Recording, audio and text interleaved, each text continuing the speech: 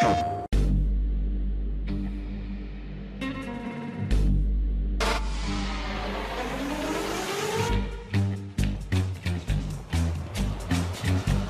is survival racing, urban off-road racing, the party at the end of the world.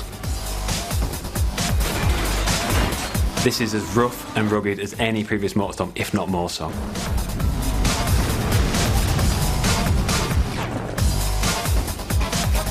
So what we're here to do is put a couple of diaries together that really try and explain the two major modes in MotorStorm Apocalypse. Festival mode is the main single-player campaign in MotorStorm Apocalypse. You'll race amongst buildings which are falling down around you, on the beaches, down in tunnels and the sewers. In this game, the festival represents a much more story-driven campaign. Every race has a sense of persistence. You go from track to track, and whatever happens in the last race will follow over into the next race. What we've got in Festival are 3 different difficulty levels. They're each driven by a different character. A rookie character, a guy we call the Pro, and Big Dog, the veteran. And you race as every character. You don't pick one of them. We've created much more accessible races in the start, and then much more challenging races at the end for the hardcore. So Festival mode, we're aiming for probably around 7 to 8 hours of gameplay for a player that's familiar perhaps with racing games. But of course, there's much reason to go back and replay for the festival, because now we have a lot of unlocks and hidden items actually to find within the festival mode. I mean, we're aiming for somewhere in the region of 40 bespoke races, and that's more than we've ever had in the series before. If you play a lot of racing games, you'll know it's really important to be able to learn the track to get better and better at it. So whilst most of the events will play at the same time when you play through the same race, there's a lot of emergent possibilities. So players will experience certain levels of predictability that at least allow them to learn the tracks, but they're never too sure what's going to happen around every corner. MotorStorm has always been about the vehicle classes. We've now got 13 in total, which are 5 new vehicle classes. So you've got all the existing vehicles from the previous games, monster trucks, big rigs, buggies, bikes, etc., which all bring their unique style and handling abilities to the game. We're now introducing vehicles which are a bit more suited to the city. So vehicles like supercars, superbikes, choppers, muscle cars, and even super minis, more European style hot hatches. So they're all present in the game, but they've all been given the MotorStorm treatment. We noticed there was a lot of enthusiasm for taking the game into a city, but we really didn't want to do MotorStorm does urban racing. We wanted to do more than that and be more exciting. You're driving down the sides of skyscrapers, jumping from rooftop to rooftop, going down into the sewers, onto the train lines. This is as rough and rugged as any previous MotorStorm, if not more so. Because we've got all these different vehicle types and different parts of the city that we've created to use, there's a very different feeling between racing, say, a muscle car around the streets of downtown and racing a buggy down through the beaches and the parks.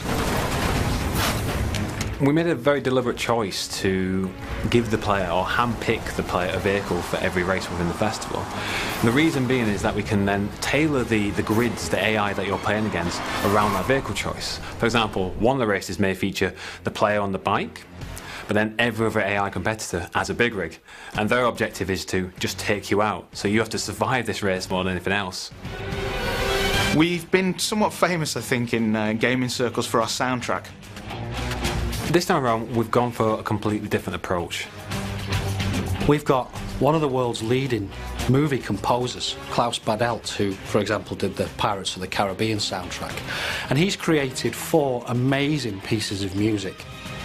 But what we've also done is contacted some top remix artists and DJs. And they're going to give us an entire soundtrack that covers the whole game. And so what this allows us to do is to key back into the series and the soundtrack and the mood that elicits in the previous games, but also do something completely unique. We used to get a lot of emails from people who really wanted nighttime racing. The old mantra was race by day, party by night. The truth of the matter was a little bit more mundane, and that was it was actually quite difficult to develop night races with the technology we had. And what we've decided to do this time around is make sure that it's race and party, day and night. And we're never going to race kind of in the middle of the night, because we found it just isn't particularly enjoyable. It's dark enough so that the headlights have a use, and it really makes the race feel different to how it would play out in the daytime. We've added life to the city in the form of a private military contractor and a bunch of crazy looters.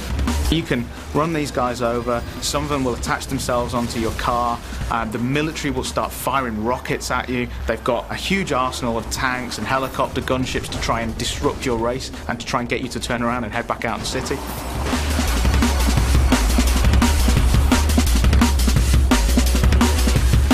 When you play the game, it feels different. It feels like no type of off-road racing experience you've had and no type of urban racing experience that you've had before. They kind of come together really nicely to offer a whole fresh take on this type of experience.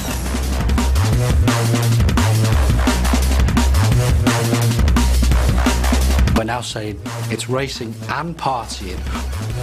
48 hours of insanity before everybody has to get the hell out of the city.